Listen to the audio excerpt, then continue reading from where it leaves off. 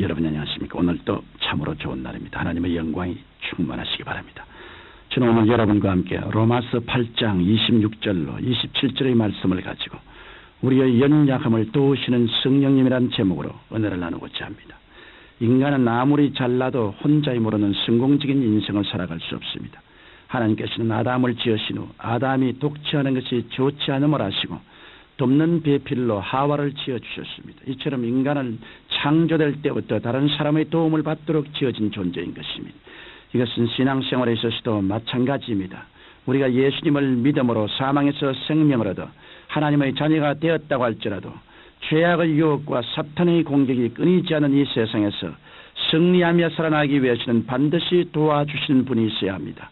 요한복음 14장 16절 이하에 보면 예수님께서는 십자가에 달리시기 전에 또 다른 보혜사를 너희에게 주사 영원토록 너희와 함께 있게 하시니 내가 너희를 고아와 같이 버려두지 아니하고 너희에게로 오리라고 말씀하셨습니다. 여기 보혜사란 항상 도와주기 위해 부름을 받고 곁에 와 계신 분이란 뜻입니다. 그 때문에 성경 로마서 8장 26절에 이와 같이 성령도 우리 연약함을 도우시느라고 말씀하신 것입니다. 그러면 성령께서는 우리의 어떤 연약함을 도와주실까요? 첫째로 성령께서는 우리의 영적 연약함을 도와주십니다. 우리가 예수님을 믿은 그 자체가 우리의 지식으로 된 것은 결코 아닙니다. 인간의 좁고 한정된 지식으로서 영원한 우주를 지으시고 전지전능 무소부지하신 하나님의 구원의 섭리를 어찌 깨달을 수 있겠습니까? 우리가 예수 그리스도를 구주로 모시고 하나님을 아버지로 믿게 된 것은 인간의 지식에 의해서가 아니라 성령님의 계시에 의해서입니다. 인간의 영은 죽은 영이요 연약한 영이기 때문에 이 인간의 영을 살려주시고 연약함을 도와주시는 분이 바로 성령님이신 것입니다. 이처럼 성령께서는 우리에게 구원의 도리를 계시해 주십니다. 그뿐 아니라 성령께서는 하나님의 아들 된 확증도 주십니다. 로마서 8장 16절에 보면 성령이 친히 우리 영으로 더불어 우리가 하나님의 자녀인 것을 증거하시느니라고 말씀하셨습니다. 우리가 죄를 회개하고 예수님을 구주로 모셔드리면 성령께서는 우리 영 속에 하나님의 자녀가 되었다는 확신을 깨닫게 해주시는 것입니다. 이 깨달음은 세상 지식에 의한 것이 아닙니다. 학교에서 배워서 얻은 지식도 아닙니다. 오직 성령님의 계시에 의한 것입니다. 그 때문에 성령님을 중심에 모시지 않은 성도에게 당신은 구원을 받았습니까? 물어보면 글쎄요 죽어봐야 알지요라고 대답하는 것입니다. 또한 성령님은 우리에게 위대한 믿음의 무장을 시켜주십니다. 지혜의 말씀, 지식의 말씀, 영분별의 연사가 성령님을 통해 나타납니다. 방언과 방언 통역과 예언의 연사가 성령님을 통해 나타납니다. 기적과 병고침과 믿음의 연사도 성령님을 통해 나타납니다. 성령께서는 우리에게 이런 9가지 연사를 주심으로 연약한 우리가 광야 같은 이 세상에서 승리하며 살아갈 수 있도록 도와주시는 분이십니다. 나아가 성령께서는 우리의 생에 사랑, 희락, 평화, 오래 참음, 자비, 양성, 충성, 온유, 절제 같은 9가지 열매를 맺게 해주시는 것입니다. 이와 같이 성령께서 우리의 영적 연약함을 도와주셔서 우리에게 구원의 도리를 계시해 주시고 하나님의 아들 된 확증을 주시며 믿음을 무장시켜 주시고 성령의 열매를 맺도록 도와주시는 분이십니다. 둘째로 성령께서는 우리의 심적 연약함을 도와주십니다. 성령께서는 지정의로 된 우리 마음 중에 먼저 우리의 지적인 연약함을 도와주십니다.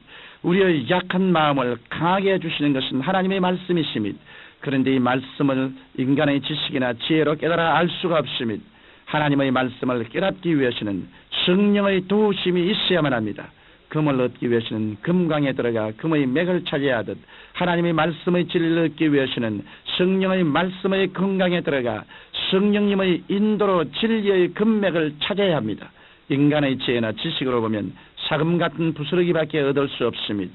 성령께서는 지식의 영이십니다. 그 때문에 성령님을 인정하고 환영하고 모시드리고 의지하면 성령께서 성경에 담긴 진리를 깨닫게 해주실 뿐 아니라 세상의 지식도 더하게 해주심으로 어디에 가나 머리가 되고 꼬리가 되지 않게 해주시는 것입니다. 이것은 역사가 증명합니다. 예수님의 복음을 먼저 받아들이고 성령님의 역사를 먼저 받아들인 나라와 민족은 정치, 경제, 교육, 문화, 과학 모든 면에서 머리가 되었습니다. 또한 성령께서는 우리의 정적인 연약함을 도와주십니다. 사람은 이성적인 존재이면서 또한 감정적인 존재입니다. 우리는 사랑의 감정, 미움의 감정, 평안의 감정, 불안과 공포의 감정, 우울과 낙심의 감정, 기쁨과 희락의 감정 속에 살아갑니다. 그런데 이 감정을 잘 조절하지 못하면 인생을 스스로 파멸시키고 맙니다. 특히 우리가 극한 상황에 처하여 인간적인 힘으로는 도저히 헤어나가지 못하고 낙심하고 위로받지 못하고 절망에 처할 수밖에 없을 때 누가 위로와 평안과 용기를 줄 수 있겠습니까? 바로 이때 극한 상황에서 성령께서 슬픔과 불안과 낙심의 감정을 달래시고 소망과 평안과 용기를 주시는 것입니다. 나아가 성령께서는 우리의 이지적인 연약함을 도와주십니다. 우리는 어떤 결단을 내려도 의지가 약함으로 자꾸 흔들립니다. 그러나 하나님의 성령께서 우리를 도와주시면 흔들리지 않은 굳센 의지가 생겨 불확실한 이 세상에서 승리하며 살아갈 수 있는 것입니다. 셋째로 성령께서는 우리의 육체의 연약함을 도와주십니다. 마귀는 우리의 오감각을 통하여 우리를 끊임없이 정욕으로 이끌어가려고 합니다. 아마 그리스도인들 중에 육신의 정욕, 안목의 정욕, 이생의 자랑의 유혹으로 인해 고통당하지 않은 사람은 한 사람도 없을 것입니다. 사도 바울도 오라 나는 곤고한 사람이로다. 원함은 내게 있으나 선을 행함은 없노라고 탄식했던 것입니다.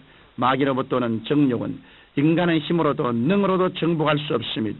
그래서 성경 스가랴 4장 6절에 보면 이는 힘으로 되지 아니하며 능으로 되지 아니하고 오직 나의 신으로 되하니라고 말씀하고 있습니다. 그러므로 하나님의 성령을 의지하지 않고는 이 정욕을 극복하여 나갈 도리가 없는 것입니다. 갈라디아서 5장 16절로 18절에 보면 내가 이르노니 너희는 성령을 쫓아 행하라. 그리하면 육체의 욕심을 이루지 아니하리라고 말씀한 것입니다. 육체의 소욕은 성령을 거스리고 성령의 소욕은 육체를 거스리나니 이 둘이 서로 대적함으로 너희의 원하는 것을 하지 못하게 하려 함이라. 너희가 만일 성령의 인도하시는 바가 되면 율법 아래 있지 아니하라고 기록되어 있습니다. 이러므로 성령을 의지하면 끊임없이 다가오는 정욕을 극복하며 성결한 생활을 할 수 있는 것입니다. 또한 성령께서는 우리의 육체도 치료해 주십니다. 인간의 육체는 연약합니다. 우리의 연약한 육신이 피곤하고 지치고 병들 때 우리를 치료하여 주실 분이 바로 성령님이신 것입니다. 도시화되고 현대화된 오늘날 우리는 정신적으로나 육체적으로 얼마나 많은 어려움을 겪게 되는지 모릅니다. 우리가 이렇게 심신이 곤비할 때 성령님을 의지하면 성령께서 우리를 치료해 주시는 것입니다. 청취자 여러분, 오늘 우리가 정말 의지해야 할 분은 바로 성령이십니다. 왜냐하면 성령께서만이 우리의 보혜사로서 우리의 영적인 연약함, 심적인 연약함, 육체적 연약함을 도와주시는 분이기 때문입니다. 이러므로 여러분이 진실로 이 광야 같은 세상에서 죄와 마귀와 세상의 유혹을 이기며 늘 승리하는 삶을 살기 원하신다면, 그리고 여러모로 연약한 여러분이 강건한 힘을 갖고 맑고 밝고 환한 삶을 살다가 천국 가기를 원하신다면, 여러분은 매일 매순간 성령님을 인정하고 환영하고 모시드리고 의지해야 할 것입니다. 사랑하신 아버지 하나님, 모든 성도들이 성령 충만한 삶을 살게 하여 주옵소서. 주님 이름으로 기도합니다. 아멘.